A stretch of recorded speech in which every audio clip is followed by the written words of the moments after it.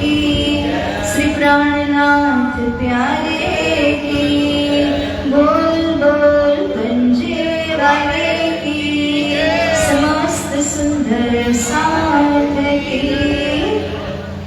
प्राणधार सुंदर साथ जी, हमारे बहुत अहोभाग्य का उदय हुआ है, जिसके कारण से सिराजी महाराज जी की अनुपम लीला हम हर रोज जब से कल से पारायण प्रारंभ हुई है और हर सत्र के अंदर कोई ना कोई रहस्यमय बात को हम समझ रहे हैं।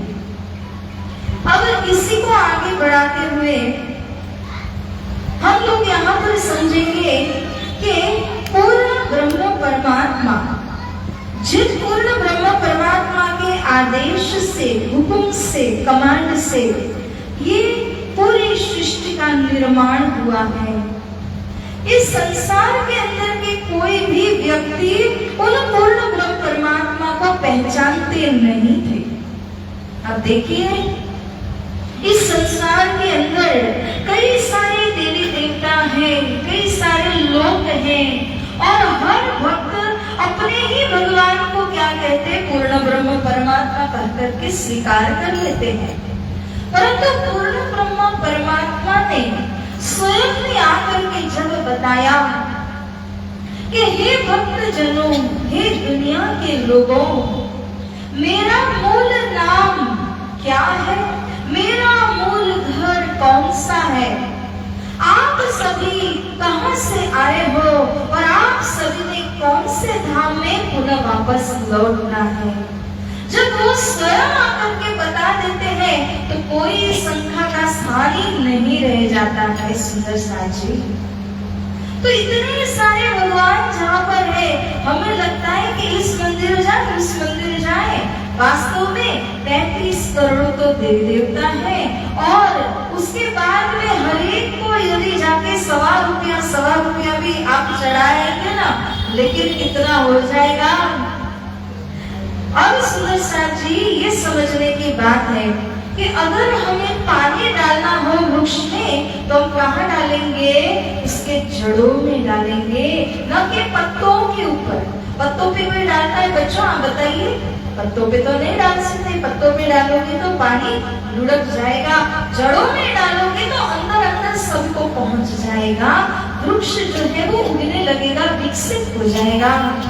इसी प्रकार से पूर्ण ब्रह्म परमात्मा को जब हम भजते हैं, उनका नाम जब लेते हैं, उनकी लीला को जब याद करते हैं, तो संसार के अंदर के सब कोई देवी देवता जो भी हैं, वो सब का आपने एक साथ में स्मरण कर लिया। कृष्ण कन्हैया लाल की। मगर ये तो पता हो कि वो पूर्ण ब्रह्म परमात्मा कौन है। तो प्यारे सुंदर साथ जी, हम सभी ने कभी न कभी वितक चर्चा को श्रवण किया है, और वितक के अंदर हमें मालूम है कि हमारे सतगुरु महाराज धनी श्री देवचंद्र जी, जिन्होंने 35 वर्षों तक अपने बाल्यकाल से लेकर के 5 वर्ष की उम्र से लेते हुए 35 वर्षों तक उन्होंने खोज की, छानबीन की, अन्वेषण किया। मैं कौन हूँ, मैं कहां से आया हूँ, इस संसार को किसने बनाया है, और मेरी आत्मा यहाँ क्यों आई है।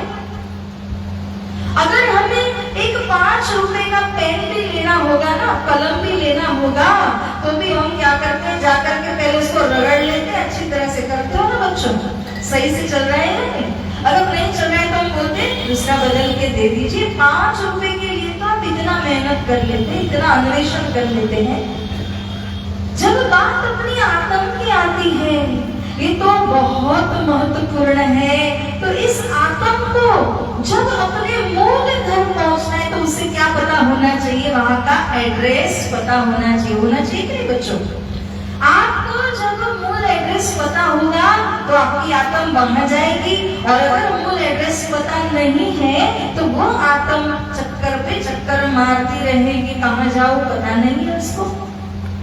इसी तरह हमारी आत्मा को मूल घर, निज घर की आवश्यकता है। जहाँ जाए तो दोबारा से संसार संसार के अंदर में आना नहीं पड़ेगा। पूर्ण ब्रह्म परमात्मा ने आकर के उस मूल घर का परिचय धनी श्री देवचंद्र जी महाराज जी को दिया और कहा, हे देवचंद्र जी, आप इस संसार के अंदर के कोई सामान्य जीव नहीं, आप तो उस परम धाम से आए हुए हो। और पहले आप कौन थे? राधिका जी थे। जब आप ब्रज में आए, रास में आए, तब राधिका स्वरूप में आए। अब की बार मैं आपको जिम्मेदारी देता हूँ। कौन कह रहे हैं? श्री कृष्ण जी कह रहे हैं श्री देवचंद्र जी से, सदगुरु जी से, कि मैं आपको जिम्मेदारी देता हूँ कि आप मेरा निज नाम संसार में जाहिर कर दीजिए। तब देवचंद्र जी ने कहा, परंतु वो क्या है? श्री कृष्ण जी जो वृंदावन के स्वरूप यानी 16 वर्षीय किशोर स्वरूप अवस्था के अंदर दर्शन दे रहे थे, उन्होंने कहा कि निज नाम श्री कृष्ण जी, मेरा निज नाम, मेरा मूल नाम, परम धाम के अंदर का मेरा सबसे प्रथम नाम श्री कृष्ण है। और उसी नाम को दुनिया के बीच में मैं जाहिर करता हूँ, क्योंकि यहाँ कई देवी देवताएं हैं, सभी मानते हैं कि शंकर महादेव जी पूर्ण ब्रह्म परमात्मा है, तो कोई नारायण जी को कहते, कोई निराकार को भजते हैं, परंतु किसी को ये पता नहीं कि मेरा निज घर कहाँ है, मेरा निज नाम कौन सा है। तो श्री कृष्ण जी ने स्वयं ने प्रकट होकर के रास के स्वरूप में जब लीला की, उसी स्वरूप में आकर के धनी श्री देवचंद्र जी महाराज जी को दर्शन देकर के कहा कि मेरा निज नाम श्री कृष्ण है। अब सुंदर साथ जी और संत महात्मा जन जो यहाँ उपस्थित हैं, आप बताइए कि जब खुद आकर के पूर्ण ब्रह्म परमात्मा ने इस बात को जाहिर कर दिया, धनी श्री देवचंद्र जी को ये मूल परिचय दे दिया, उसके बाद इसके अंदर कोई शंका होती है? कोई भी प्रकार की शंका हो सकती है? क्योंकि पूर्ण ब्रह्म परमात्मा ने देवचंद्र जी से मूल परिचय दे दिया है। अब इसके उपरांत तो मन में कोई शंका का स्थान हो ही नहीं सकता। हमारे धनी श्री कृष्ण हैं। तो प्यारे सुंदर सा जी, कृष्ण ये नाम के अंदर क्या ताकत है ना, इसको थोड़ा समझिए। मैं ज्यादा समय नहीं लूंगी, आपके समय के अंदर ही मैं आपको बताऊंगी। कर्षयति इति सः कृष्ण, जो सबकी आत्मा को आकर्षित कर लेता है, इसको क्या कहते हैं? कृष्ण कहते हैं। ऐसे तो आप देखें, पूर्ण ब्रह्म परमात्मा के कईयों नाम है, लाखों करोड़ों नाम है। हर कोई अपने अपने बोली भाषा में उन पूर्ण ब्रह्म परमात्मा को एक न एक नाम तो दे ही देते हैं, परंतु उनका निज नाम, उनका मूल नाम है क्या?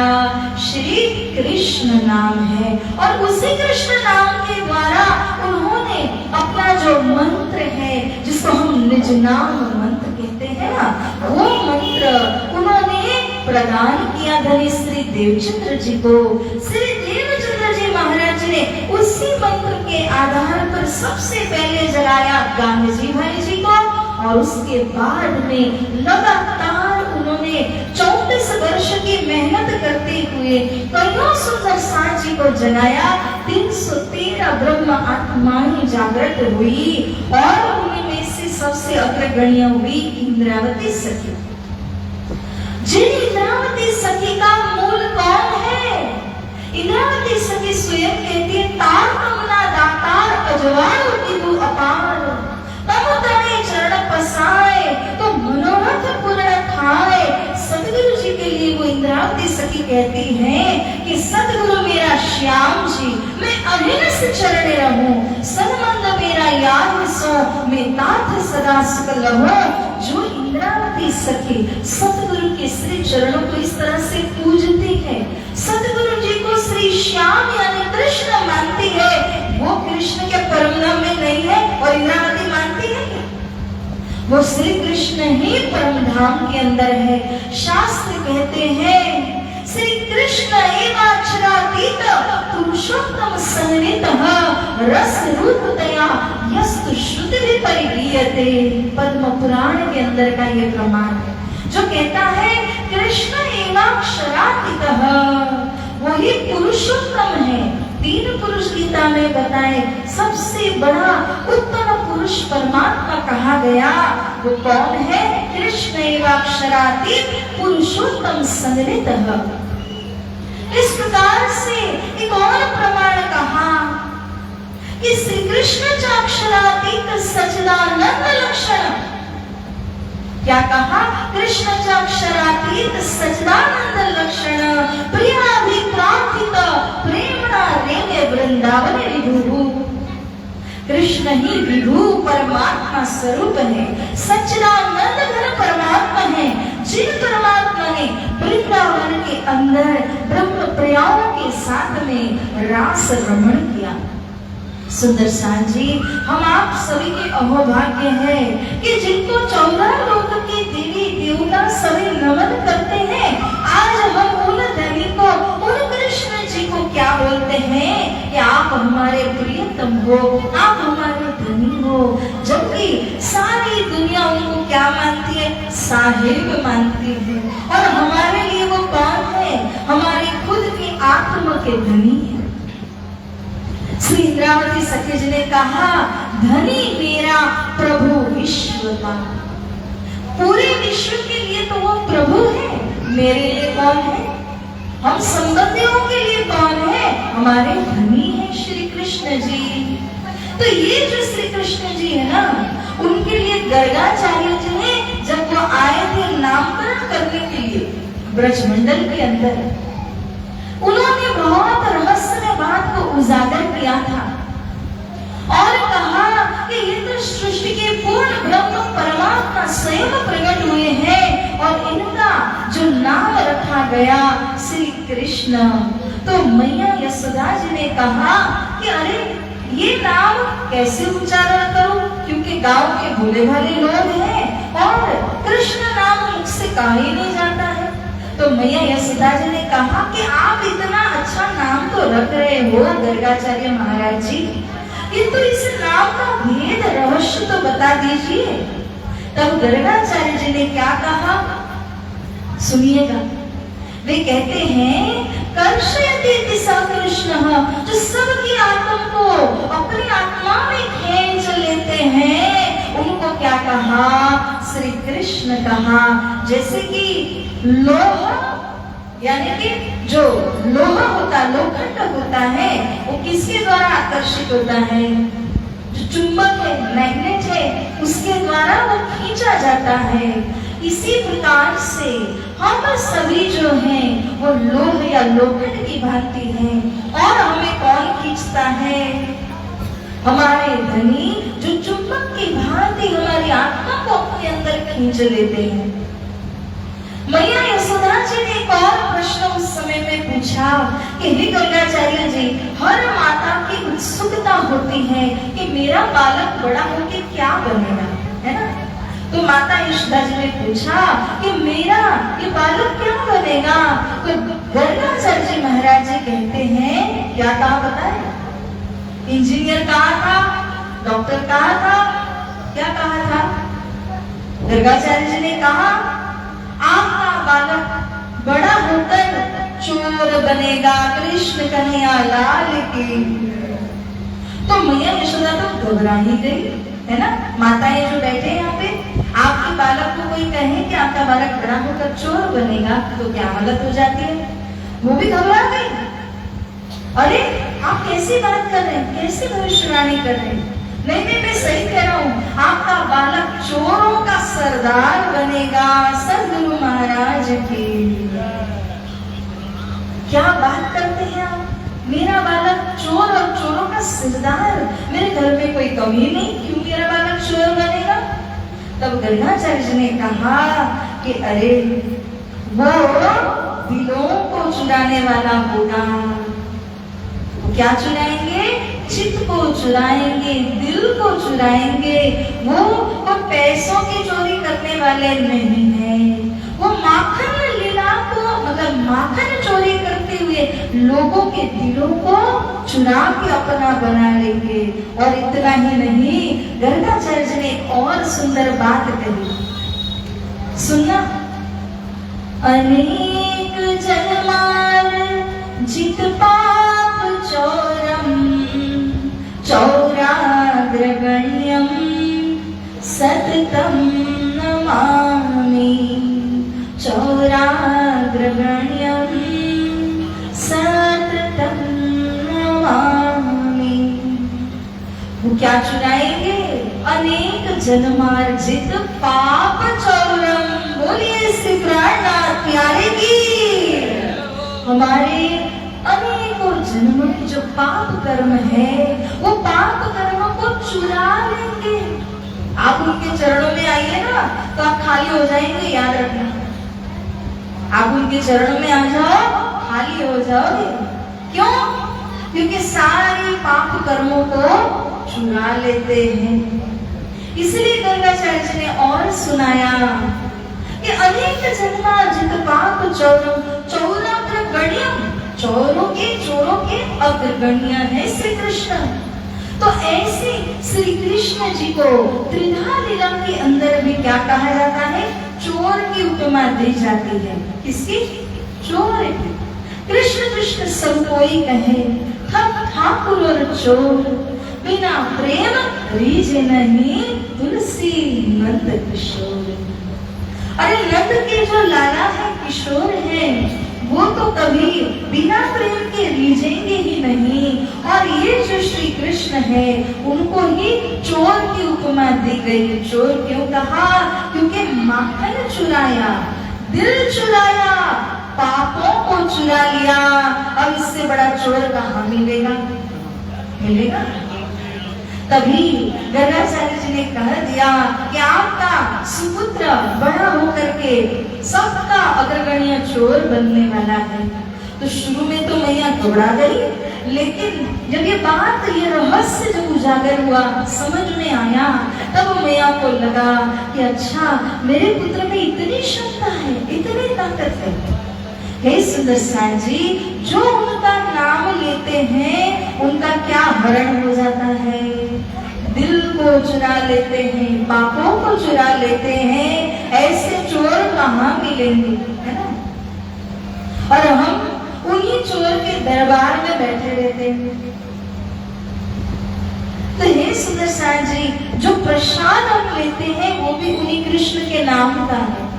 और जो आनंद किया आपने भजन या सेवा पूजा के माध्यम से, चाहे सत्संग के माध्यम से, वो भी उन्हीं का दिया हुआ है।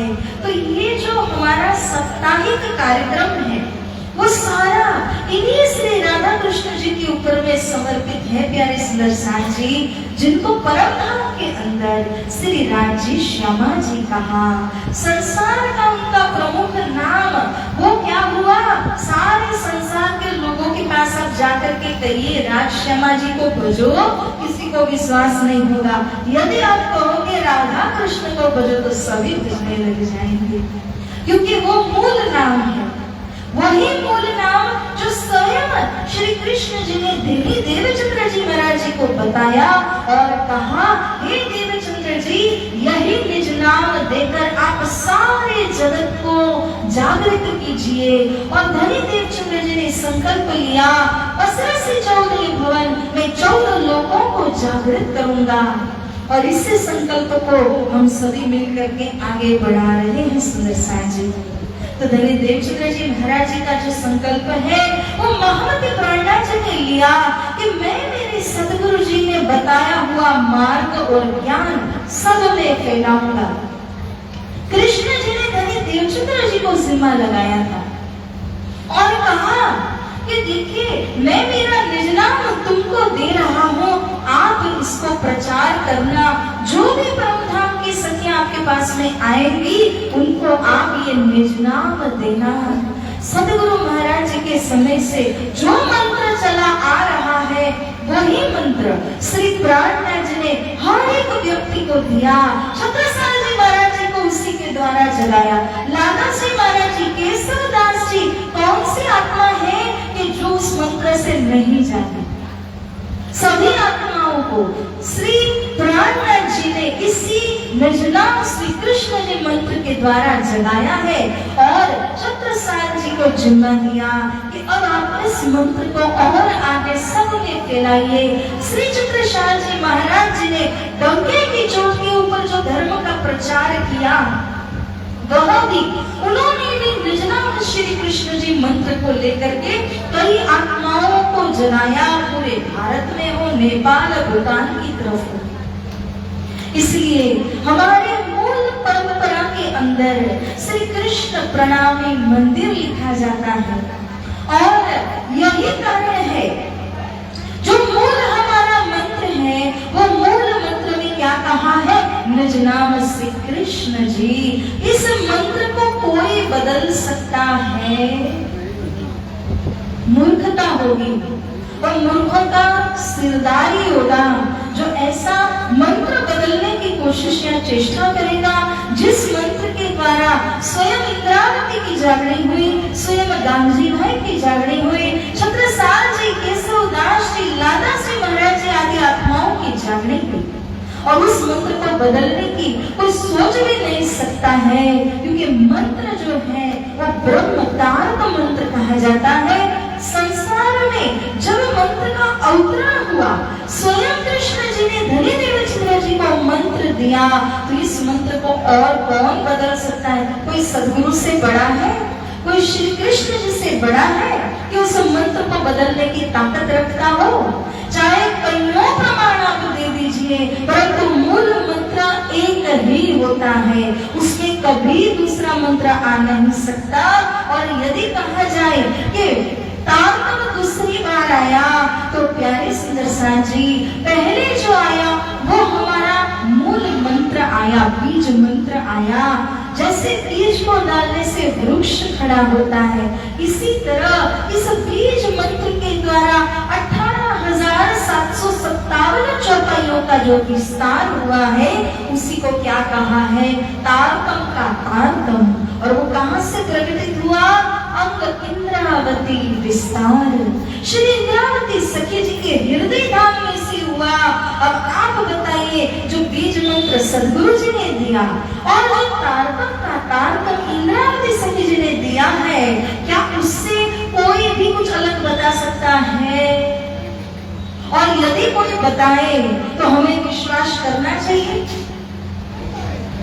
ये तो मूर्खता होगी कि अगर आपके हाथ में रत्न है, उस रत्न को चुरा करके कोई आपके हाथ में कौड़ी दे रहा है, तो वो कौड़ी लेकर के हम क्या ही भला करेंगे? जो सदगुरु जी ने हमको मूल में दिया है उससे बढ़कर कोई कुछ भी नहीं दे सकता। जो पिया प्राणनाथ जी ने, महामती जी ने दिया है, उसको छुड़ा करके कोई आपको और कुछ भी दे नहीं सकता। इसलिए प्यारे सुंदर साथ जी, ये चर्चा का सार यही है कि धनी जी का मूल नाम, निज नाम श्री कृष्ण है, उसमें कोई दो राय नहीं है। स्वयं श्री कृष्ण जी ने आकर के धनी देवचंद्र जी को ये बीज मंत्र दे करके इसका विस्तार करने के लिए आज्ञा की और धनी देवचंद्र जी ने इसी मंत्र से इंद्रावती सखी जी को, गांधी जी भाई जैसे आत्माओं को जगाया।